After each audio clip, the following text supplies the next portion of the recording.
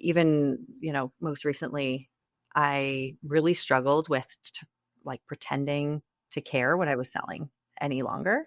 And it's not that it's a bad product or a company or anything like that, but I hit this point in my life last year where it was like, all right, I need to make a change because I can't do this every day. And it's something I just don't care to put energy into. And I want to do something that matters. Hi, I'm Whitney. And I'm Greg. Welcome to the UNBLOCK Yourself Podcast. Too many of us are stuck on autopilot. We're following a path that seems like it wasn't our choice, leaving us feeling stuck even when life looks good on the outside. In each episode, we sit down with people who escaped autopilot and are unblocked. They share their stories about what they're doing now and what they did to get there. You'll leave feeling inspired by the stories you hear, but more importantly, you'll have real tactical steps to get unblocked in your own life. Well, hello there, everybody. Hi, everyone. Hi, Greg. Hey. Fancy meeting you here. Hey, Whitney. Yeah, a couple microphones in our studio, the Vienna Waits studio. Which is actually our living room. Oh, my gosh. The people need to think we're atop a mountain somewhere. We meditated for 20 minutes before this. We did yoga. Oh, none of that is true. None of that is true. Hey, I'm excited though. I'm excited to dive into a podcast, talk about the mission that we're on, the people we're working with. How about you? How you feeling? I'm excited. Well, no, I'm not excited yet, but I think I will get there. But the only reason I'm not excited is because podcasting has really been your thing, your dream. It's something that you've known you've wanted to do. It's definitely not something I ever thought I would do. And I don't like the sound of my own voice, but I think that's pretty common. So I'm here for it. I'll get over it. Here's what I'm nervous about ultimately is that I think people are going to listen to this and they're going to be like, oh man, Greg's always wanted to do this and he's going to be so great. And they're going to be like, no, shut up, Greg. We just want to listen to Whitney. Okay. Well, we'll see. We'll see about that. It's so lovely. Just listen to the sound of your voice. Well, we are here because I think it was all about starting this journey together, this mission that we wanted to go on. And the mission is about an idea. And that idea is that living with intention is really important. What does that mean, Greg? Oh, well, let's talk about it. We thought a podcast would be a good way to unpack this. So let's do it. We think that living with intention is all about being really intentional about the decisions that you make, about different things, different areas of your life, and then taking action on those decisions. And when it comes to this podcast, the place that we find that people need to be most intentional is where they spend the most amount of time, which is at work. Yeah. People don't seem to be as good as being intentional at work as they are in their personal lives. It's so true. I think people at work are very structured and there's meetings and reviews and goals and people that falls apart when it comes to most people's personal lives. Well, I think that's true for sure for you. For sure for me. It's spoiler alert. We worked together and that was before we were romantically engaged. Yes. I will say. Yes, it was. We did work together and you're incredible. You're like a top performer. That's nice. Well, it's not nice. It's true. Personal life was a disaster. Well, I think that is the point. I think this is the point. Yeah, when we worked together, not to brag about you a little bit, but I mean, you were always the number one on the team, just somebody we could rely on, biggest clients, biggest opportunities. Maybe you can, close the biggest deals. That was just you. That was what you did. And then, I've always thought you're an awesome person, but I think your story, as we'll get into, as we will. I think there's a lot of twists and turns there. And I think the things that you were so good at work, you struggled with some of that in your personal life. Yeah, True? For sure. Yeah, absolutely. And I think we're just real people, right? And we're starting this podcast and we are not PhDs. We're not psychologists. We are not coaches of any kind. And I think together and separately, we've had to navigate a bunch of hard shit. And, I think we've realized that it's really easy to live on autopilot. And as you'll learn, we have firsthand experience with the fact that life is terminal and nothing is guaranteed and anything can happen. And people will, save for retirement their whole life and never do the thing or take the trip or try the new business venture that they want to do. So I think we're kind of here to help people shake out of that and get off autopilot. And yeah, I think we're doing that a few different ways through the business that we started last year, which is sort of our baby. An exciting group of people, unblockers, going through our first set of programming, which is exciting. Yeah, we have the program Unblock Yourself, and then your big thing. Oh, for sure, we have a retreat. Oh, it is coming in September, and yeah, I'm very fired up about that. I'm sure we'll talk more about that. But yes, Waypoint Retreat. It's going to be amazing. It's going to be great. But while we are here and while we are having a podcast and while we are going to do this together, we wanted to do it because it does help us to dig into and unpack that idea, what living with intention is about. And we've got some exciting people lined up that we're going to talk to. And these are people who are doing that job or doing that work, I guess, to live intentionally through their work. They're doing work that fires them up, excites them. They're going on a mission, and they are, I think, living inspiring lives because of that. And we want to hear from them, not just because their stories are going to be entertaining, but I think they're going to inspire us, and we hope it'll inspire you, listener, to think differently about what you can do, what you're capable of in your work life, but also kind of inspire you to take action. Get after it. Get after it. But this episode, we will not be interviewing anyone yet. No, but we are going to share a bit more about us. I think it's good context setting on who we are, what life looks like for us. And we'll probably just give you a bit of context on why we're doing the work that we're doing, which we think is living intentionally. Well, it is living intentionally, and it's pursuing something that we're very passionate about. This is our mission. This is our work. And this is our version of aligning our work to our purpose. So let's get into it. I don't think we've said this yet, but we're married. Oh, yeah. We should have talked about that. We're married. So we are when we talked about the Vienna Waite studio, we mean our living room. Yes. We are married. This is both of our second marriages, actually. So we've both been married before, and I am divorced. Yes. And yes, Greg is a widow. Yes. Oh, God. I hate it when you say that. I hate it when you say widow. I'm not a widow. What? Yes. Widower. Widower. Oh. There's a box you got to check on a form. Widower. Okay. And there's a whole group of us. We're not well understood. Widower. Okay. Well, different things. I don't think I knew there was a difference. That's probably a bit embarrassing. Now you know. But that was a big bomb drop, and we just left it there. I promise we'll share more context, because that is not a light topic at all. So yes, we'll definitely give more details. But yeah, collectively we have 4 children, 4 kids together, which is a lot. Yep. And hey, if any of the 4 of you are listening to this, we love you. Oh, we never planned on having 4 kids. Well, no, and we didn't have them together. So no, just find out.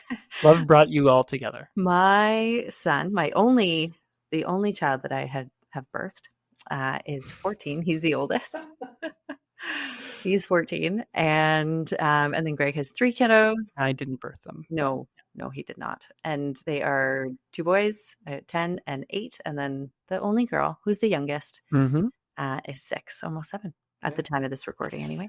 Yeah, the ladies run this household, that is for sure. Well, I don't know about ladies, but let's give her the full credit. Yeah, she definitely does. We'll give her the full credit. And the boys would agree. Yeah, totally.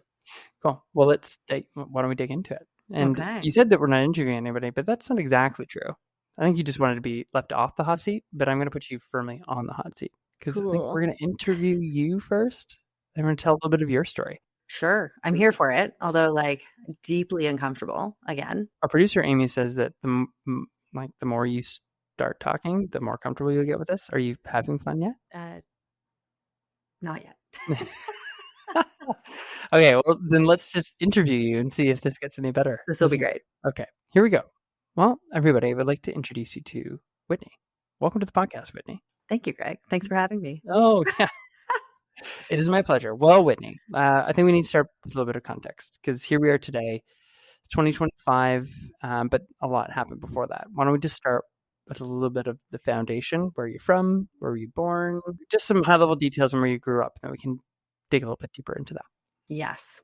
So Well, I will say we have been writing about some of our stories. So we have a blog, and I've actually been able to open up quite a bit through writing, which is great. This is not the same. So I will do my best to open up in this format. So, yeah, I mean, going back, I grew up with divorced parents. It was messy and traumatic in many ways.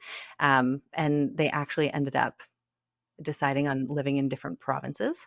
The majority of my time through the school year, I spent in Ontario with my mom and stepdad and my brother.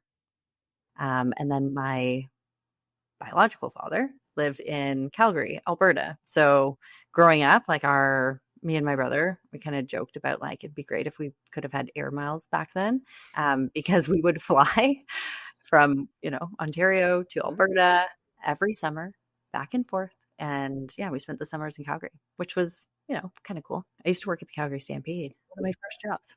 When you were a kid, what did you dream of being? I think if you asked me then, maybe a teacher. But I will say, like, we didn't have a lot of money growing up. I watched my parents live, paycheck to paycheck. And there were a lot of struggles. We moved around a lot. And there was, lots of different jobs that my parents had, and rental house to rental house. So just, I would say, like, not a ton of stability in that way. So even the fact that we're kind of talking about aligning work with purpose and living intentionally, like if you told me back then that that's something I'd be talking about, I'd be like, I don't understand what you're saying. It doesn't make sense to me. It's just nothing that that I grew up and I guess had around me as examples of living intentionally and doing work that matters. I don't think that's the right word, but work that I guess work that mattered to you. Sure. Yeah. Is it more about surviving than? Yeah, for sure. So you were saying earlier that you've been doing more writing, and that's been a great or a great way to get some of your ideas and thoughts out. You just wrote what I think is a raw and powerful post about being the pretty one. How does that play into your story growing up? Oof, yeah. Like since I was a little girl, a young girl, I feel like everyone was always said, "Oh, you're pretty and you're cute," right? And it's kind of the thing that people would focus on. There was a hyper focus on the way I looked and my appearance. And I think I was other things too. Like I was sporty and I think I was kind and all of these other things. But for some reason, there was just so much focus on my looks, right? And then I think as I got older, that was kind of where I placed the value. I think the narrative inside my head was, oh, I'm pretty. Like I'm the pretty one, but I'm not the smartest one. I'm not, maybe the nicest one or like all of these other things. So I just think I didn't hear enough of you're brave or kind or pick any other descriptive word, So I think that definitely played into the narrative I told myself, especially as I got into the workforce too. Sadly, like I started working full time when I was 18, and that's just that was reinforced through male dominated industries and, unwanted looks and comments and gestures, and just always really feeling like my worth was the way I looked and totally based on my appearance. Let me give you probably my worst example of how this showed up in my professional life. So I had resigned from a company and it was my last day, and I'm going around the office, and I went into one of our C-suite offices, who was male.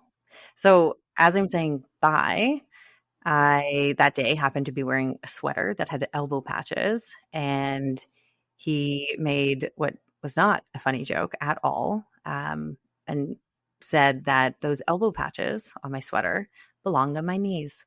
Mm-hmm. Nice. Yeah. Classy. Yeah. And, I think like in my shame, he laughed it off like it was a joke. But yeah, that's just an example of some of the things that I've dealt with through my career. It stuck with me for a really long time, like a really long time. I think only now I'm coming to the realization, like, I'm so much more than that. I'm so much more than that. And it's funny even saying this out loud, because the fact I'm like admitting to the fact that I'm, that people would think that I'm pretty is a bit hilarious because I would never consider myself that way, but it's just the things people said and it's just the way it made me feel. Does that make sense? Don't want to Yeah. sound conceited because that's like not the point. Well, I think the way you frame it is not conceited. I think you're saying it as a bit of a, if anything, it's actually not been helpful to you. No. And I just knowing you and being married to you, I've had that experience of so often just telling you, "Oh, Whitney, you look beautiful today," or this, and it's never served me well. That's never led to, "Oh, I love you too," and a hug. It's usually, "Fuck you, get away from me." Like, what do you want from me? So I think it says a lot. This is a recent insight, by the way. Yeah, I feel like you'd say that. And I'm like, I can't hear you. And it actually is like somewhat insulting. So please don't. Like, tell me something, that means something. Compliment me in other ways. Which is wild. But I hear you. Well, before you kind of turn the tables here, maybe just a little bit more about moving into your 20s and moving into your career, because you hinted at it there. You started working at 18. I mean, your career was, we talk about the importance of working career and living intentionally. I mean, your career was your focus. Oh my gosh. Yeah. Like I guess that and my son and Cole.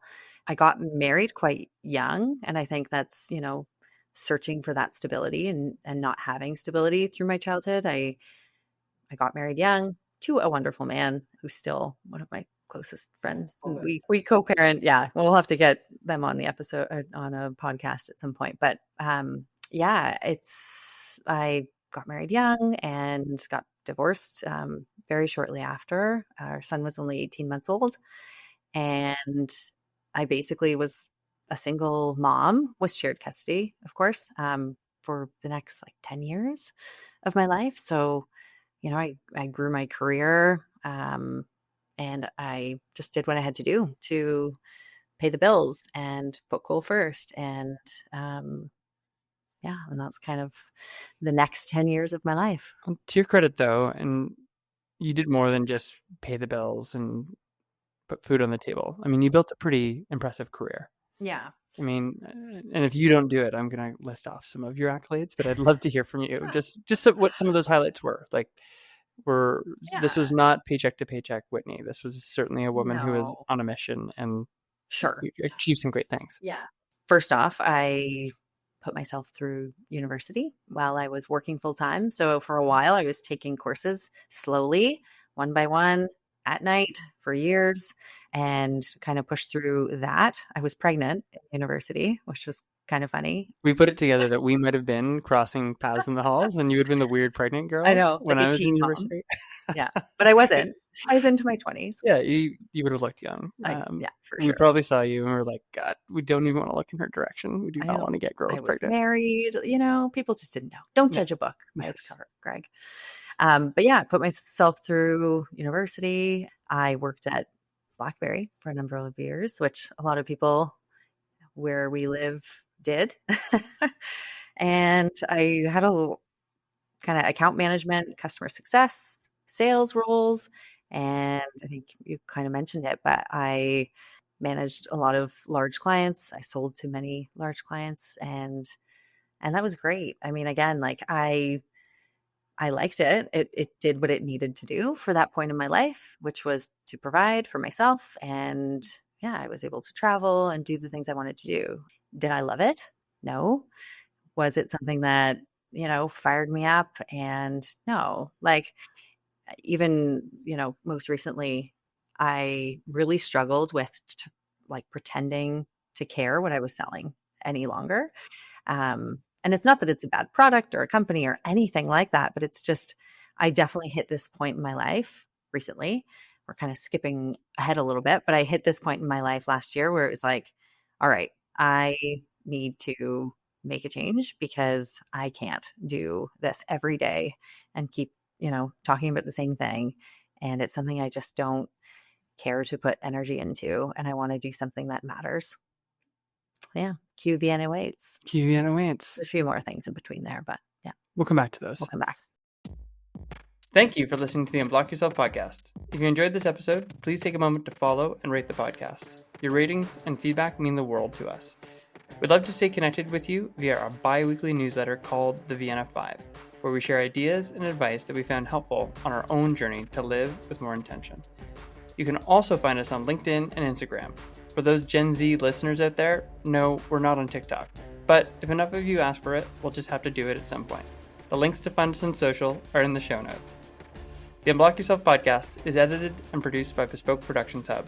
Thank you for being here.